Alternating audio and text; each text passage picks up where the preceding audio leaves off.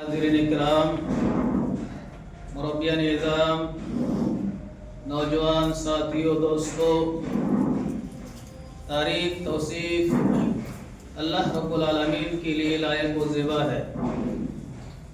بے شمار درود و سلام ہو اس کے آخری نبی سید الانبیاء والمرسلین جناب محمد رسول اللہ صلی اللہ علیہ وسلم پر، جن کو اللہ رب العالمین نے رحمت للعالمین بنا کر مبعوث فرمایا ہے۔ اللہم صلی علیہ، اللہم بارک علیہ۔ معزز حاضرین، ہم سب جس اسلام کو ماننے والے ہیں وہ اسلام سراپا رحمت ہے۔ اس اسلام کو جس نے نازل کیا ہے اس کی صفت رحمان اور رحیم ہے۔ ہر سورت کے شروع میں آپ پڑھتے ہوں گے بسم اللہ الرحمن الرحیم۔ شروع کرتا ہوں اس اللہ کے نام سے جو بڑا مہربان نہایت رحم کرنے والا ہے۔ رحمان رحیم دو ایک ساتھ ہے، دونوں لفظوں کی ایک مستقل تفسیر ہے۔ اس جانب جاؤں گا تو شاید یہی موضوع بن کر رہ جائے گا۔ تو جس اللہ نے اسلام کو نازل کیا ہے اس اللہ کی صفت کیا ہے؟ رحمان کی ہے اور رحیم کی ہے۔ یہ مستقل دو صفت ہے اللہ رب العالمین کی۔ رحم کرنا، رحم فرمانا، ظلم نہ کرنا۔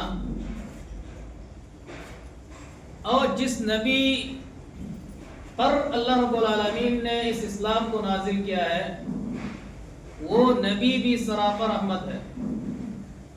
اللہ نے قرآن میں ہمارے نبی صلی اللہ علیہ وسلم کے بارے میں فرمایا ہے وَمَا أَرْسَلْنَاكَ إِلَّا رَحْمَةً لِلْعَالَمِينَ۔ اے نبی صلی اللہ علیہ وسلم، ہم نے آپ کو رحمت للعالمین بنا کر مبعوث فرمایا ہے۔ لہذا جناب محمد رسول اللہ صلی اللہ علیہ وسلم کی سیرت مبارکہ کا اگر آپ مطالعہ کریں گے، ابتدا سے لے کر انتہا تک، ولادت سے لے کر موت تک، اللہ کے رسول صلی اللہ علیہ وسلم کے معاملات، اخلاق و کردار، اعمال، ایک دوسرے کے ساتھ برتاؤ، یہاں تک کہ جو غیر مسلمین ہیں ان کے ساتھ برتاؤ، اخلاق و کردار کا جو مظاہرہ ہمارے آخری نبی نے کیا ہے، دنیا کی تاریخ اس کا انکار کرنے سے قاصر ہے۔ یہاں تک کہ غیروں نے بھی اعتراف کیا ہے، غیروں نے بھی اعتراف کیا ہے کہ کائنات میں سب سے بڑی شخصیت جناب محمد رسول اللہ صلی اللہ علیہ وسلم کی ہے، ہر ناحیت سے، ہر اعتبار سے۔ اسی لیے اللہ رب العالمین نے قرآن کے اندر بیان فرمایا ہے کہ لَقَدْ كَانَ لَكُمْ فِي رَسُولِ اللَّهِ أُسْوَةٌ حَسَنَةٌ لِمَنْ كَانَ يَرْجُو اللَّهَ وَالْيَوْمَ الْآخِرَ، کہ اے لوگو، تمہارے لیے جناب محمد رسول اللہ صلی اللہ علیہ وسلم اسوہ حسنہ ہے، نمونہ ہے، دلیل ہے، ہر اعتبار سے دلیل ہے۔ کسی ایک میدان میں نہیں بلکہ ہر میدان میں ہمارے آقا جناب محمد رسول اللہ صلی اللہ علیہ وسلم کیا ہے؟ ہمارے لیے حجت ہے، دلیل ہے، نمونہ ہے، اور ہر اعتبار سے دوسروں سے ممتاز ہے۔ آپ اسلام کی تعلیمات پر غور کریں اسلام پر کہیں پر بھی ظلم و ستم نہیں ہے. دوسروں پر ظلم کرنا، چاہے مسلمان ہو چاہے غیر مسلم ہو، کسی پر بھی ظلم اسلام کے اندر گنجائش نہیں. تکلیف دینا، دیکھیے اللہ کے نبی صلی اللہ علیہ وسلم نے حدیث کے اندر کیا بیان فرمایا؟ اماطۃ الاذی عن الطریق. ان چھوٹی چھوٹی باتوں پر غور کریں.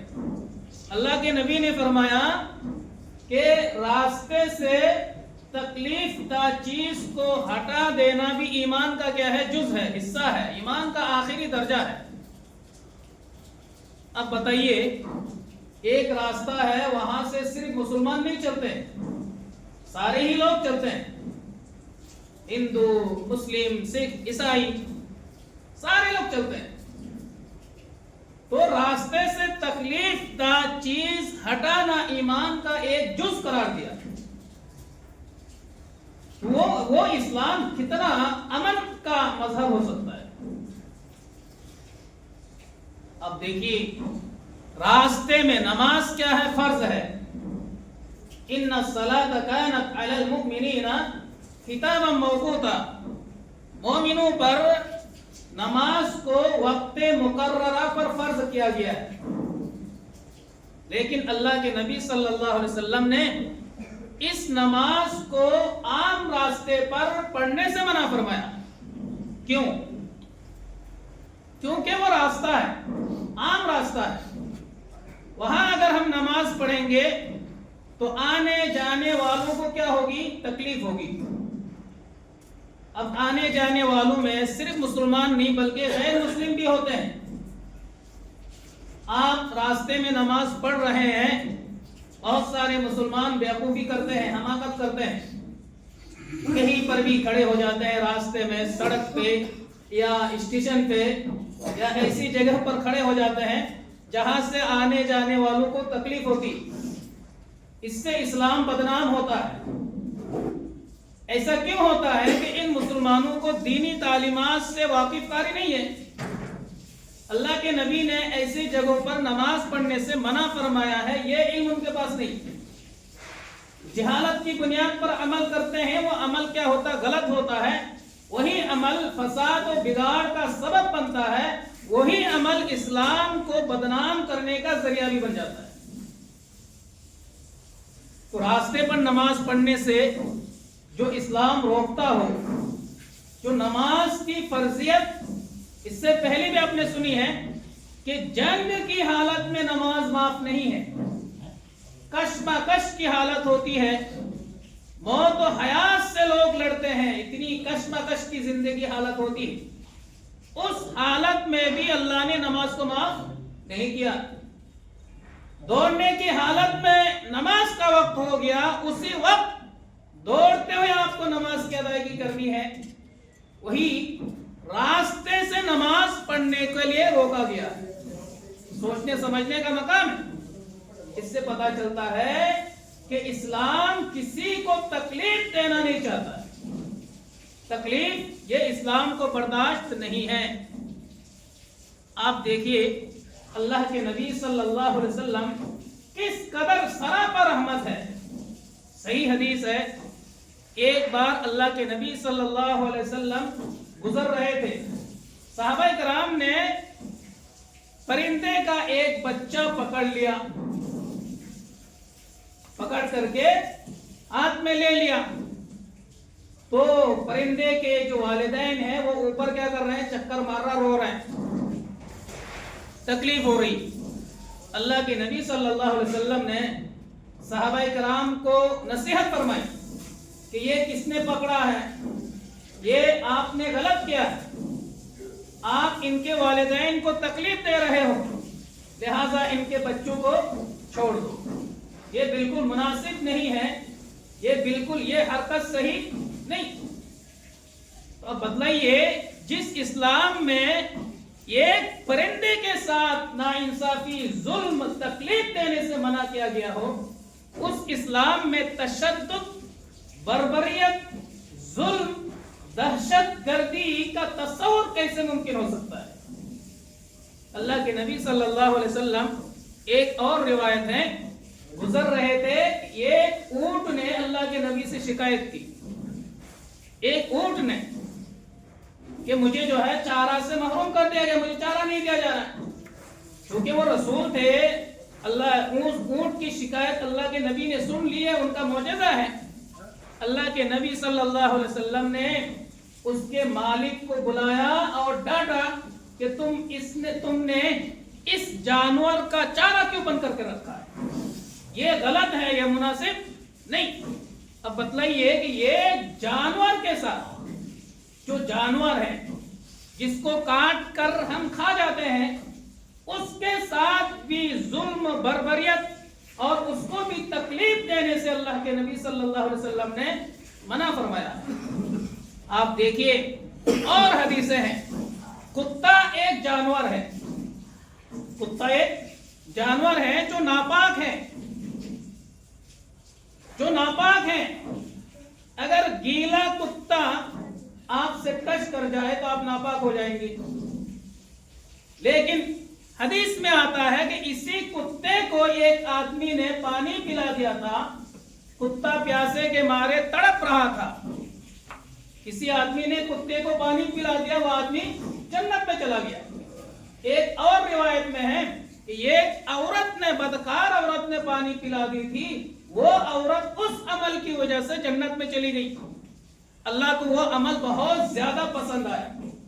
اب اس پر آپ غور کریں کہ ایک حرام جانور جسے اسلام نے نجس کہا، اس پر رحم کرنے کی وجہ سے اللہ رب العالمین نے ان دو آدمیوں کو جنت کی خوشخبری سنا دی۔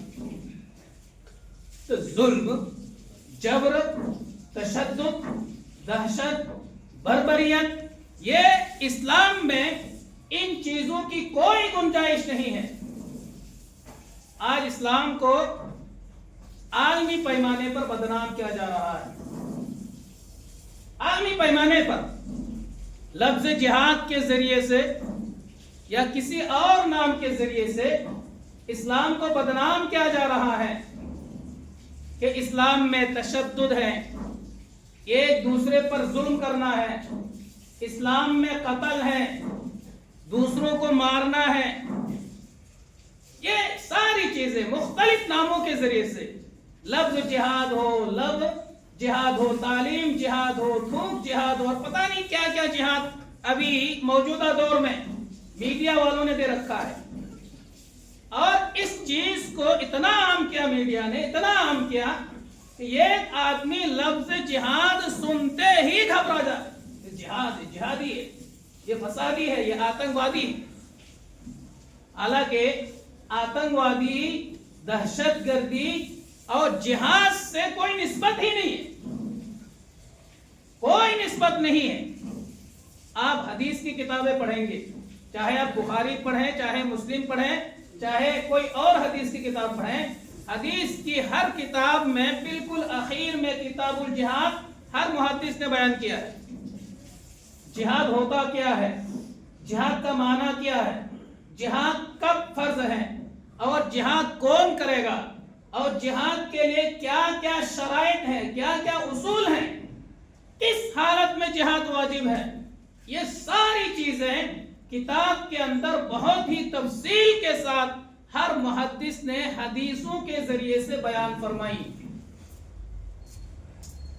یہاں غلط فہمیاں کیوں ہوتی ہیں، لوگوں میں یہ غلط فہمیاں ہوتی کیوں ہیں؟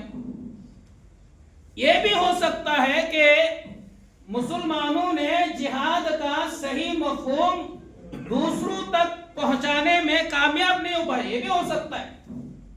ہم بتاتے نہیں ہیں لوگوں کو کہ جہاد ہوتا کیا ہے، جہاد کا معنی کیا ہے۔ اس وجہ سے بھی ہمارے غیر مسلمین کے دماغ میں غلط فہمیاں ہو سکتی ہیں۔ لیکن یہ بھی ہے کہ اسلام کی یہ سازشیں اور یہ منصوبہ بندیاں اور یہ پلاننگ، یہ کوئی نئی چیز نہیں ہے۔ ہر دور میں مختلف الفاظ کے ذریعے سے صحیح اسلام کو بدنام کیا گیا ہے۔ اللہ رب العالمین نے قرآن کریم کے اندر بیان فرمایا ہے کہ یریدون لیطفئوا نور اللہ بافواہہم واللہ متم نورہ ولو کرہ الکارہون، کہ یہ لوگ یعنی یہ کفار، یہ مشرکین اور یہ یہود، یہ نصارہ چاہتے ہیں کہ دین اسلام کو مٹا دیں۔ اب دین اسلام کو کیسے مٹائیں گے؟ اس کو مٹانے کے لیے مختلف ناموں سے ان لوگوں نے اسلام کو بدنام کیا، غلط پروپیگنڈوں سے اسلام کو ان لوگوں نے بدنام کیا، اپنی حکومتی طاقت سے اسلام کو صفحہ ہستی سے مٹانے کی بھرپور کوشش کی۔ لیکن اللہ رب العالمین نے کیا کہا؟ واللہ متم نورہ ولو کرہ الکافرون، کہ اللہ ہے کہ اس نور کو، اس اسلام کو مکمل کر کے رہے گا۔ تو آپ یہ نہ سمجھیں کہ یہ جو بدنامیاں ہو رہی ہیں، اسلام کے تعلق سے جو غلط فہمیاں پیدا کی جا رہی ہیں، اسلام کو بدنام کیا جا رہا ہے، یہ کوئی نئی چیز نہیں ہے، یہ بہت پرانی چیز ہے۔ ہر دور کے زمانے میں الگ الگ انداز میں، الگ الگ شکل میں اس طرح کے فتنے اور اس طرح کی بدنامیاں اسلام پر آئی ہیں، اور اس کا دفاع بھی امت کے مسلمانوں نے، امت کے علماء کرام نے اور مکمل اس کا دفاع کیا ہے۔ اور آج بھی سخت ضرورت ہے کہ اس سوشل میڈیا کے زمانے میں جہاں اسلام کو بدنام کرنے کی بھرپور کوشش کی جا رہی ہے، وہاں مسلمانوں کو اس کا صحیح دفاع کرنا چاہیے۔ اگر کسی کے دل و دماغ میں غلط فہمی ہے، تاکہ وہ غلط فہمی دور ہو جائے، آپ خود اندازہ کریں اصل میں کیا ہے۔ مسلمانوں کو خود اپنی نبی صلی اللہ علیہ وسلم کی سیرت کا مطالعہ نہیں ہے۔ اللہ کے نبی کی زندگی کا آپ مطالعہ کریں، شروع سے لے کر آخر تک۔ اللہ کے نبی جب مکہ میں تھے، مکہ میں کیا کچھ نہیں ہوا، حضرت بلال پر کیا کچھ نہیں ہوا، کتنا ظلم ہوا، ریت پر گھسیٹ کر کے حضرت بلال کو تڑپایا گیا، مارا گیا، پیٹا گیا۔ خباب کے ساتھ کیا نہیں ہوا، اور دیگر صحابہ کرام پر کتنا ظلم نہیں ہوا۔ یہاں تک کہ آپ دیکھیں ان کافروں کا، ان مشرکین کا ظلم ستم جب حد سے تجاوز کر گیا، جینا وہاں مشکل ہو گیا، اللہ رب العالمین نے ہجرت کرنے کا حکم نازل فرمایا۔ لیکن اللہ کے نبی نے، صحابہ کرام نے ان لوگوں کے ساتھ کوئی جنگ نہیں کی، کوئی قتال نہیں کیا۔ کیا یہ سب دہشت گردی نہیں تھی؟ حضرت بلال کے ساتھ جو ہوا، کیا یہ دہشت گردی نہیں تھی؟ حضرت خباب کے ساتھ جو ہوا، کیا یہ دہشت گردی نہیں تھی؟ اور طرح طرح کے جو ظلم ستم ڈھائے گئے، کیا ان کی طرف سے دہشت گردی نہیں تھی؟ اللہ کے نبی صلی اللہ علیہ وسلم نے اس تشدد کا جواب تشدد کے ذریعے سے نہیں دیا، بہت ہی اخلاق کے ساتھ اس کا جواب دیا۔ اللہ کے نبی ہجرت کر گئے، صحابہ کرام ہجرت کر گئے۔ اب دیکھیں، ہجرت کرنا کوئی معمولی چیز نہیں ہے۔ جہاں انسان پیدا ہوا، جہاں پرورش ہوئی، جس مٹی سے محبت ہے، جس مٹی سے عقیدت ہے، لگاؤ ہے، اس مٹی کو چھوڑ کر دوسری جگہ چلے جانا یہ کوئی معمولی چیز نہیں ہے۔ اس کا اندازہ اسی کو ہوگا جس نے ہجرت کی ہو۔ ہم ایک جگہ سے دوسری جگہ کاموں کے لیے جاتے ہیں، اسی میں ہماری حالت خراب ہو جاتی ہے۔ کبھی بال بچے یاد آتے ہیں، کبھی رشتہ دار یاد آتے ہیں، کبھی گاؤں یاد آتا ہے، کبھی کچھ اور یاد آتا ہے۔ لیکن وہ صحابہ کرام، اللہ کے نبی دین کے خاطر ظلم ستم جب حد سے تجاوز کر گیا، سب کچھ قربان کر کے مدینہ چلے آئے، لیکن تشدد کا جواب تشدد کے ذریعے سے اللہ کے نبی نے نہیں دیا۔ مدینہ آنے کے بعد کیا ہوا؟ مدینہ آنے کے بعد بھی یہ ظلم ستم ان کی طرف سے بند نہیں ہوا۔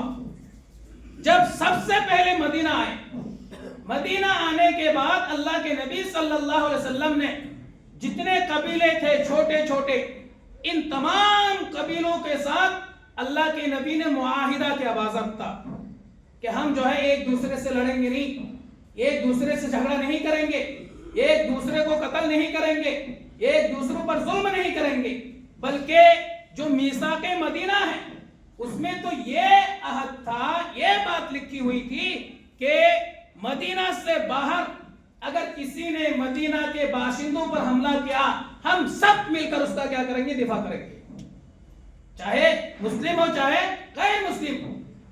یہ اللہ کے نبی کی پالیسیاں، اتنا ظلم ہونے کے بعد بھی، لیکن آپ دیکھیں، آپ پوری تاریخ پڑھیے، تاریخ کبھی ناانصافی نہیں کرتی، انصاف دلا کر چھوڑتی ہیں۔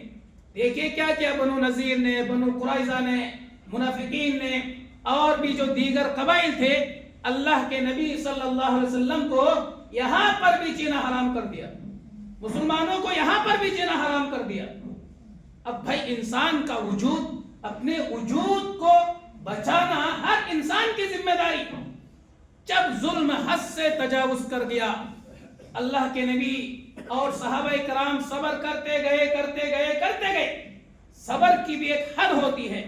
اخیر میں اللہ رب العالمین نے آیت نازل فرمائی۔ اب آیت میں دیکھیے اللہ نے وجہ بھی بتلا دی، اذن للذین یقاتلون بانہم ظلموا، کہ ان لوگوں کو جنگ کرنے کی اجازت دی جا رہی ہے جن پر ظلم کیا گیا۔ ظلم کس نے کیا؟ مسلمانوں پر ظلم کس نے کیا؟ غیر مسلمین نے کیا تھا، کافروں نے کیا تھا، مشرکین نے کیا تھا، یہود و نصارہ نے اللہ کے نبی پر، صحابہ کرام پر ظلم کیا تھا۔ ظلم حد سے تجاوز کر گیا۔ مدینہ پر بھی طرح طرح کے الزامات، پروپیگنڈے اور ان پر ظلم و ستم کے جب پہاڑ توڑے جانے لگے، اللہ رب العالمین نے اب جنگ کی اجازت دی۔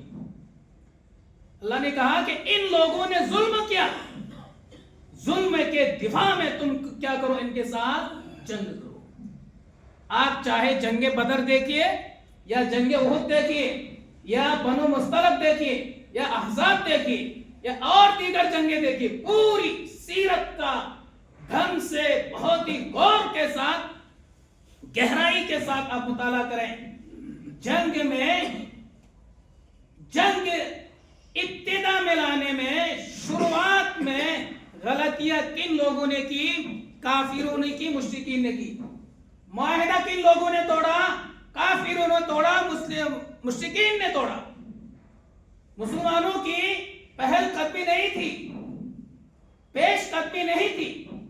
ہر جنگ میں پیش قدمی ان لوگوں کی تھی، ظلم و ستم ان لوگوں نے ڈھایا۔ پھر جب جنگ ہوئی، چاہے جنگ بدر ہو چاہے جنگ احد ہو، آپ دیکھیں وہاں پر بھی اللہ کے نبی صلی اللہ علیہ وسلم نے اصول بنائے۔ ایسا نہیں ہے معاہدہ توڑ دیا کسی نے، پھر بھی اللہ کے نبی وصیت فرماتے تھے کہ جب جنگ کے لیے جاؤ گے تو کسی بھی درخت کو نہیں کاٹو گے، کسی بوڑھے آدمی کو نہیں مارو گے، کسی کمزور کو نہیں مارو گے، کسی بچے کو نہیں مارو گے، کوئی درگاہ ہے، عبادت خانہ ہے غیروں کا، اس پر حملہ نہیں کرو گے، اس کی توہین نہیں کرو گے، اور میدان جنگ میں جاتے ہی جنگ شروع نہیں کرنی ہے، بلکہ ان کو اسلام کی دعوت دینی ہے۔ اسلام قبول کر لیتے ہیں، ان سے کوئی جنگ نہیں قبول کرتے ہیں تو ان کو جزیہ دینے کی دعوت دو گے۔ جزیہ یعنی آپ جزیہ دو، جزیہ دے کر یہاں رہو، تم اپنے مذہب پر قائم رہو، ہم اپنے مذہب پر قائم ہیں، اور تمہارے مال و جان کی حفاظت ہم کریں گے۔ جزیہ لینے کا مطلب کیا ہے؟ تمہارے مال اور جان کی حفاظت ہم کریں گے۔ جب جزیہ سے بھی انکار کر ڈالے، پھر ان سے کیا کرنی ہے؟ جنگ کرنی ہے۔ ایسی صورت میں، ایسی حالت میں کس مذہب میں جنگ نہیں ہے؟ جنگ کا بنیادی مقصد اللہ رب العالمین نے بتلایا، حدیث میں ہے کہ ہی کلمہ اعلاء کلمۃ اللہ، یعنی اللہ کا کلمہ کیا کرنا ہے؟ بلند کرنا ہے، توحید کو بلند کرنا ہے۔ یعنی توحید کی راہ میں، سنت کی راہ میں، دین اقامت دین کی راہ میں جو رکاوٹیں آ رہی ہیں، ان رکاوٹوں کو ختم کرنے کے لیے جنگ کیا جاتا ہے. جو ظلم، بربریت اور جو بھی دہشت گردی کی جا رہی ہیں، ان دہشت گردوں کا خاتمہ کے لیے اللہ کے نبی صلی اللہ علیہ وسلم نے جنگ کرنے کا اعلان فرمایا ہے. جنگ کا بنیادی مقصد اگر آپ گہرائی سے دیکھیں گے، جنگ کا مقصد کسی کو قتل کرنا نہیں ہے، کسی پر ظلم کرنا نہیں ہے، بلکہ جنگ کا مقصد یہ ہے کہ جو سماج و معاشرے میں ظلم ہو رہا ہے، اس ظلم کو کیا کرنا ہے؟ ختم کرنا ہے. یہ جنگ کا مقصد ہے. ورنہ اللہ رب العالمین نے قرآن کریم کے اندر کیا حکم دیا؟ من قتل نفسا بغیر نفس او فساد فی الارض فکأنما قتل الناس جميعا، کہ جس نے بھی کسی ایک جان کو قتل کر دیا، یہاں ہندو مسلم کی کوئی تعین نہیں، چاہے کوئی بھی جان ہو، جس نے بھی، چاہے ہندو ہو، مسلم ہو، سکھ ہو، عیسائی ہو، جس نے بھی کسی جان کو بلا وجہ قتل کر دیا، اس نے پوری انسانیت کو قتل کر دیا. پوری انسانیت کو، ایک جان کو قتل نہیں کیا، اس نے پوری انسانیت کو قتل کر ڈالا.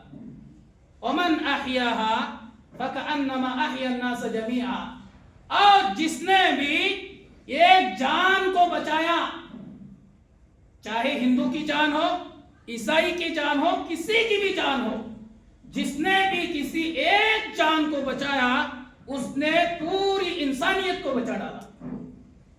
پوری انسانیت.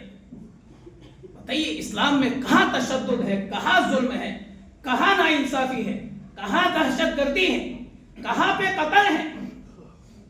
قتل کی سزا قتل بتا اسلام نے. آپ نے کسی کو قتل کر دیا، آپ کو بھی قتل کر دیا جائے گا. قتل کی سزا یہ ہے. ایک آپشن یہ ہے، جس نے کسی کو قتل کر دیا، اس کے وارثین اس کو بھی کیا کر دیں گے؟ قتل کر دیں گے. اور اس کے بہت بڑی بڑی سزائیں اسلام نے قرآن و حدیث میں بیان کی گئی. تو اسلام دیکھیے کس انداز میں اسلام کو بدنام کیا جا رہا ہے. کس انداز میں؟ اگر کسی مسلمان نے کوئی حرکت کی، غیر شرعی حرکت کی ہے، غلط حرکت کی، اگر کسی مسلمان نے کہیں آتنکوادی کا واقعہ اس نے انجام دیا، اس سے اسلام کیسے بدنام ہو جائے گا؟ اسلام کی تعلیم تو یہ ہے ہی نہیں. اب مان لیں کہ اس نے، ہٹلر نے 60 لاکھ یہودی کو قتل کیا تھا. 60 لاکھ.